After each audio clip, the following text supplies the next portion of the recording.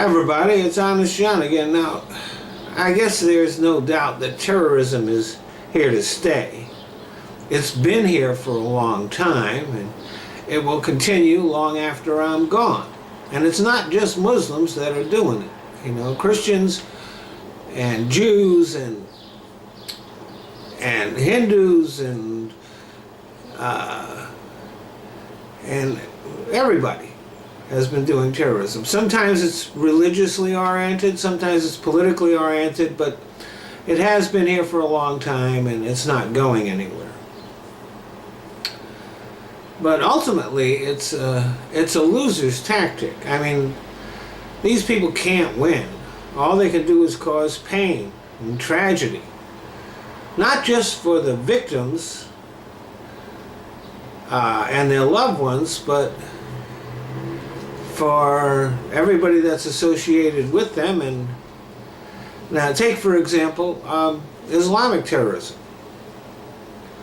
All that does is make it harder for other Muslims in other countries who have nothing to do with terrorism. It just makes their lives harder. They're greeted with hostility and suspicion, even though they have nothing to do with the actions of these other people.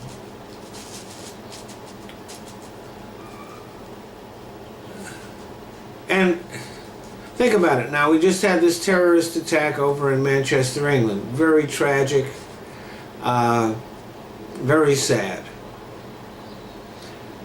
And of course, the terrorists, they were celebrating. But are they any closer to achieving their goals now, since that attack, than they were before it? No, and in fact, they are further away. For example, take ISIS. Their dream of an Islamic caliphate is gone.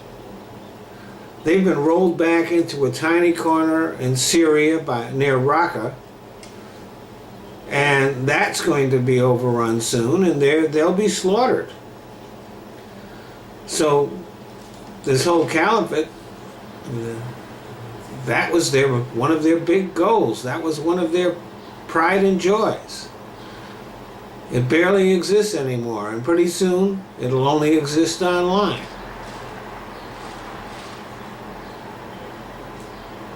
And another goal that they had was they wanted everybody to convert to Islam. Well, that's not happening. As a matter of fact, people are feeling more negativity towards Islam than they ever have before.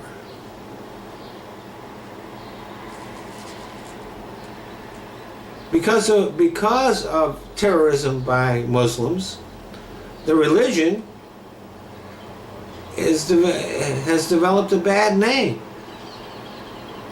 It's unfortunate, but it's true. And when people think of Islam now, they think of terrorism. They think of people murdering children. They think of people kidnapping women to hold as sex slaves, like Boko Haram did. That doesn't make people who are sane and reasonable and trying to find God gravitate towards that religion.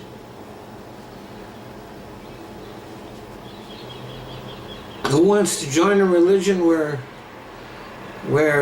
the God thinks that murdering children is okay?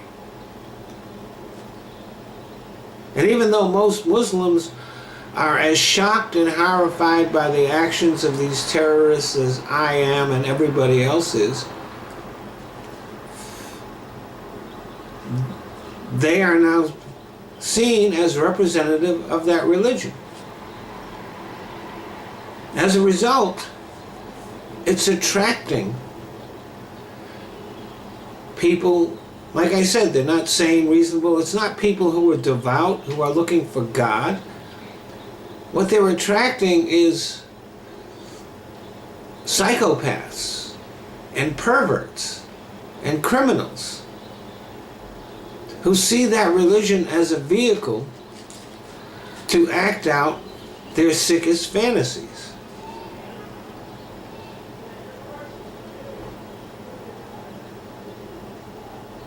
I mean, these people are the dregs of society.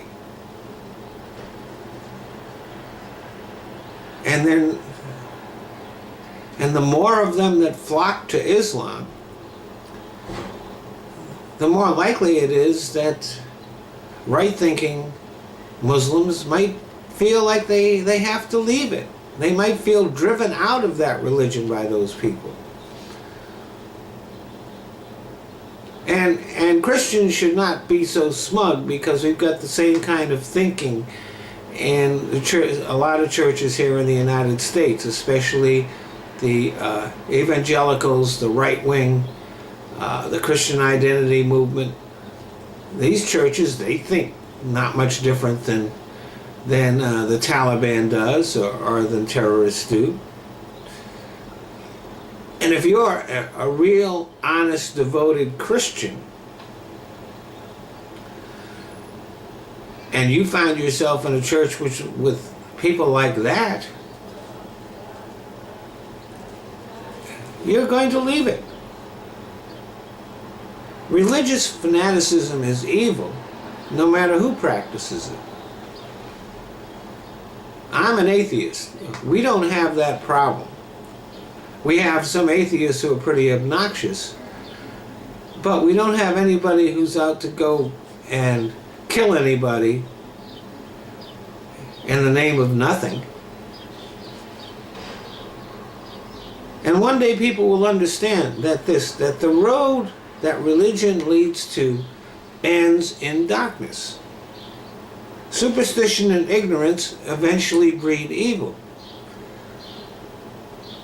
Even though most practitioners of religion are not evil, that end line is always there. And there will always be people who will go there.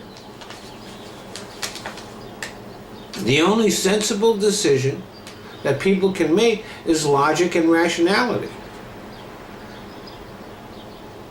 And that religious doctrine is a very, very poor substitute for morality. Thanks for listening.